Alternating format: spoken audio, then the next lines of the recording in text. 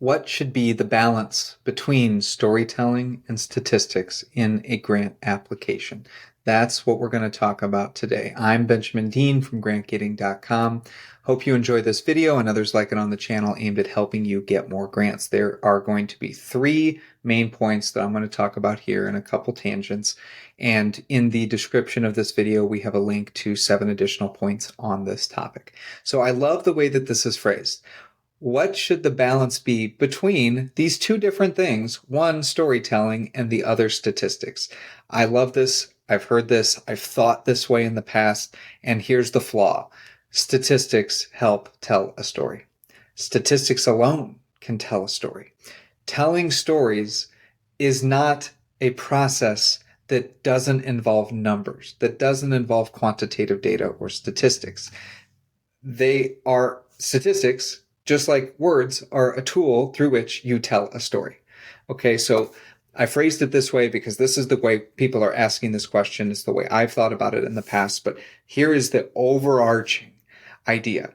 Statistics are a tool to help you tell stories. They are not separate from storytelling. Okay? Words are a tool. Testimonials are a tool. Personal anecdotes are a tool. Okay? Descriptions in very meticulous detail of your program operations. That's a tool.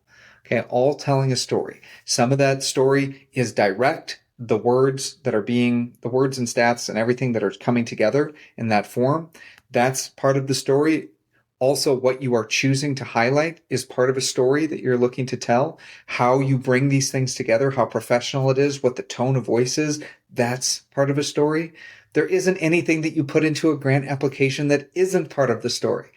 A grant application is a story. Okay, so this is the main idea.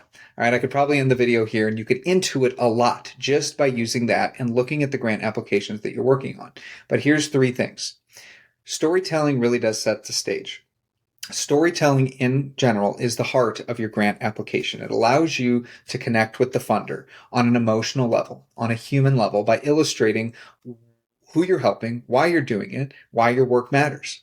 A well-crafted story throughout can draw funders in and make proposals memorable.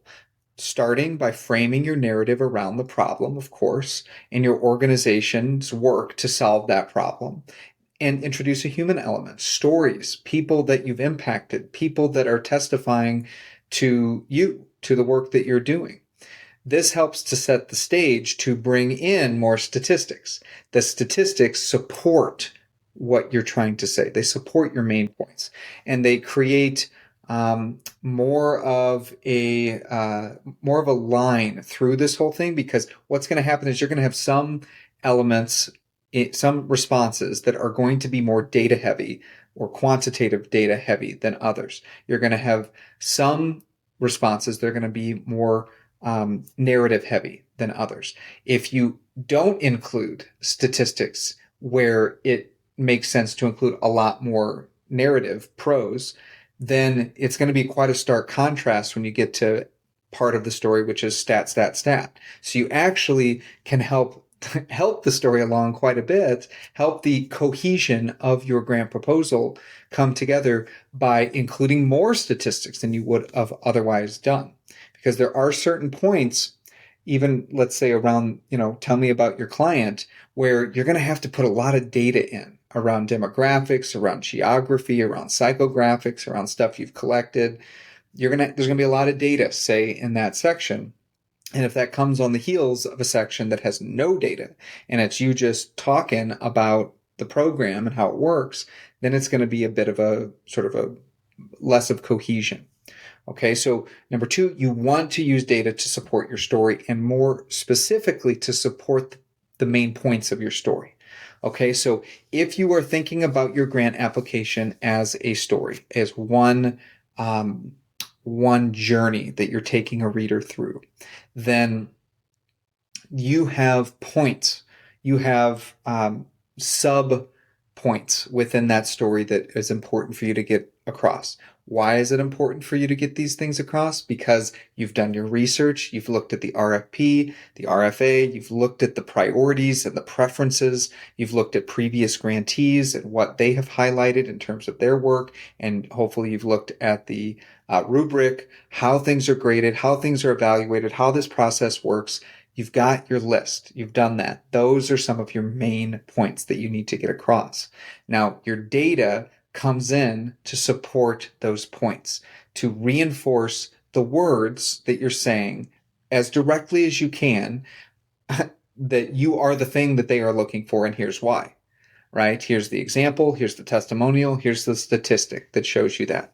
So that's number two. When you're looking at blending storytelling and statistics, thinking about them as two separate things, which they're not, but thinking about how to include statistics as part of your story, you first need to look at what are the points you're trying to make in your story. Okay. And that comes from your research. So that's number two. And number three is maintaining the right proportion. So, I have a whole nother video on how much statistics to use. The answer I give in that is you can never use too many statistics, right? That's just given that you use them in the right way. So I did a little bit more research and looked back at some of my grants and then some sample grants and winning grants that I've reviewed in the past. And it's actually surprisingly, there's more statistics in winning grant applications than in non-winning grant applications, generally speaking. Winning grant applications had a higher percentage of statistics, closer to 40%. If I chunked out the words in a sentence that were associated with deriving a point that was statistical in nature versus those that were more of the narrative or more non-statistical, I'll just say. It was about 60-40, generally speaking. I'm ballparking it. And I did about 8 or 9 different larger grant applications. Winning, and then I did several more that were losing. And so, there's not I still don't think there's a formula, but if you're looking at about, 30 to 40%, somewhere in that range of the sentences that you are putting together, the phrases, the information that you're putting together is statistical in nature. You've got 60 to 70% non-statistical. That seemed to be sort of in that range.